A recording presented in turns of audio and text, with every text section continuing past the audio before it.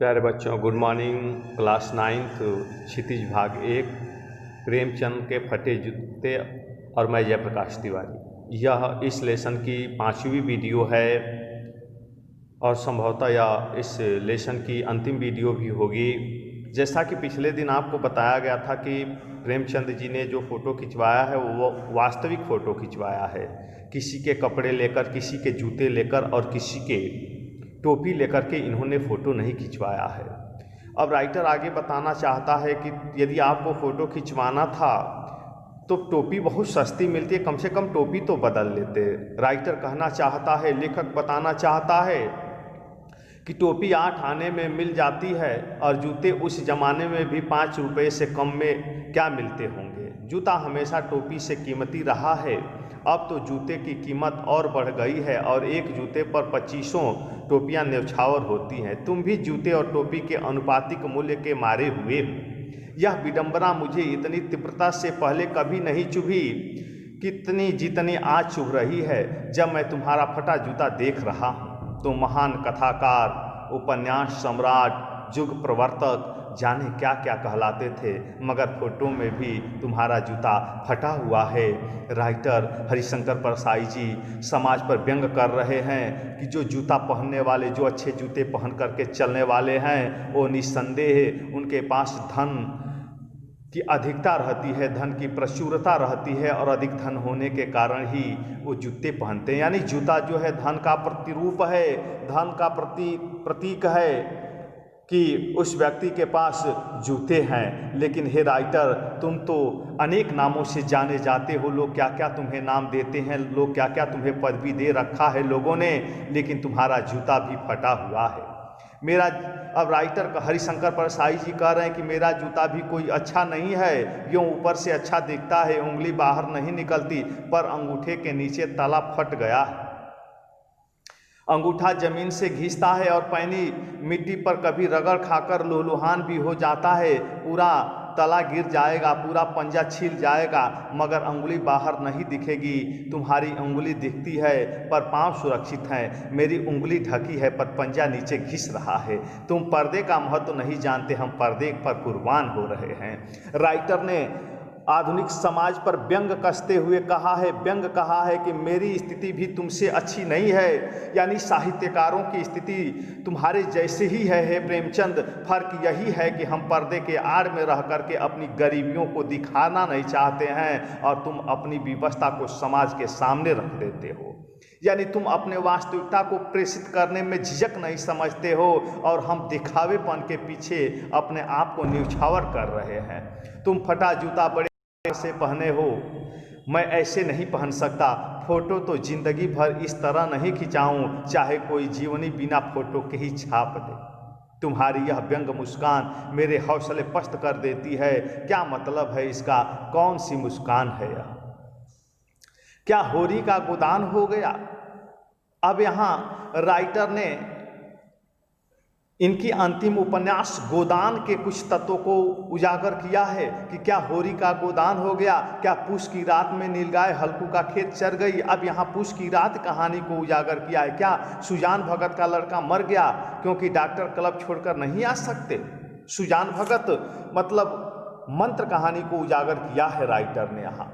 नहीं, मुझे लगता है माधो औरत के कफन के चंदे की शराब पी गया, वही मुस्कान मालूम होती है। अर्थात अब यहाँ कफन कहानी को उजागर किया है राइटर ने। मैं तुम्हारा जूता फिर देखता हूँ कैसे फट गया है।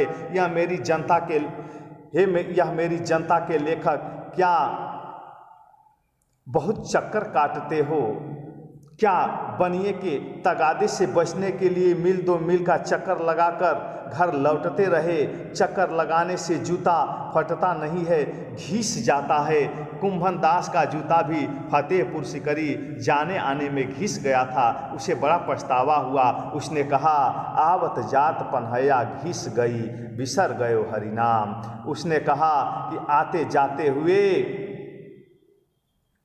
मेरा जूता घिस गया और मैं इस जूते घिसने से कोई लाभ भी नहीं मिला और ऐसे बुलाकर देने वालों के लिए कहा था जिसके दुख उपज है तिनको करबो परे सलाम, दिन को देखने से ही दुख उत्पन्न हो जाता है, वैसे व्यक्तियों को मेरा नमस्कार है।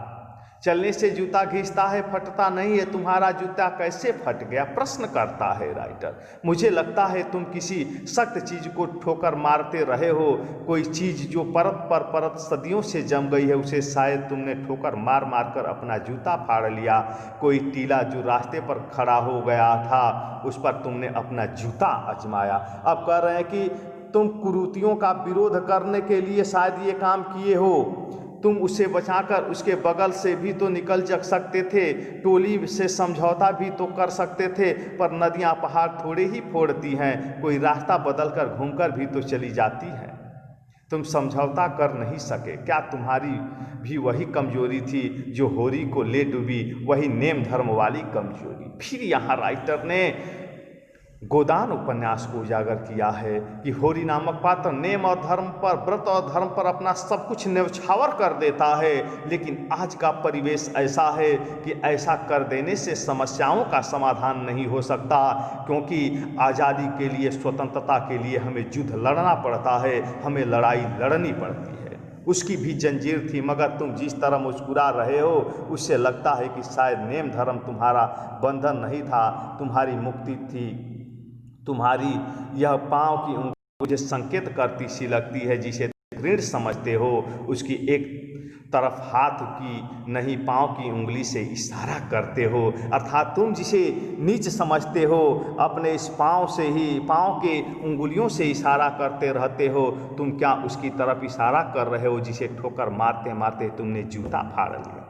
मैं समझता हूँ, तुम्हारी उंगली का इशारा भी समझता हूँ और यह व्यंग मुस्कान भी समझता हूँ। तुम मुझ पर या हम सभी पर हंस रहे हो, उन पर जो उंगली छिपाए और तलुआ घिसाए चल रहे हैं, पर उन पर जो टीले को बरकरार बाजू से निकल रहे हैं। तुम कह रहे हो मैंने तो ठोकर मार मार कर जूता फाड़ लिया, उंगली बाहर निकल आई पर पाँव बच रहा है और मैं चलता रहा, मगर तुम उंगली को ढकने की चिंता में तलवे का नाश कर रहे हो।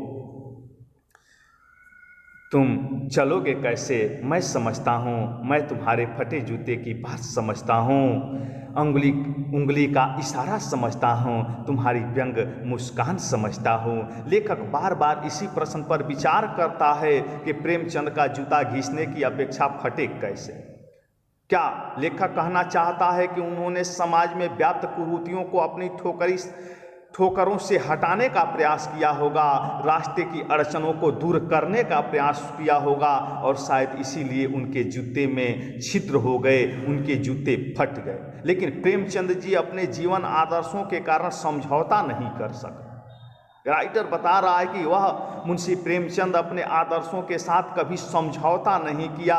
लेखक यह अनुमान लगाता है कि वे जिसे घृणित समझते हैं उसे अपने पैरों की उंगलियों से इशारा करते हैं, और ऐसी परिस्थितियों में वे कैसे जीवन व्यतीत कर सकेंगे।